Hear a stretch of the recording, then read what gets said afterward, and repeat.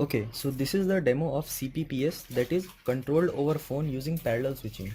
So as we can see, this is our normal home circuitry, normal switches that we operate using, and this is our Blink app using which we will control using our smartphone. So this is the normal operation. We can turn on and off as a normal operation, and using the software also we can turn it off and on, as we can see. And this is the acknowledgement button, acknowledgement LED I should say, that if the light is actually off and it is acknowledged via Wi-Fi, then we can see it here. So it is controlled over both the devices. Now I am demonstrating the parallel switching concept. So we have not disturbed the previous circuitry that the household appliance was having. So if we turn it off from here, we can turn on from here also, as you can see.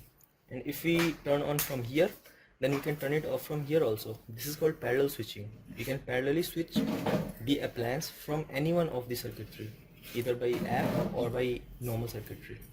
Thanks.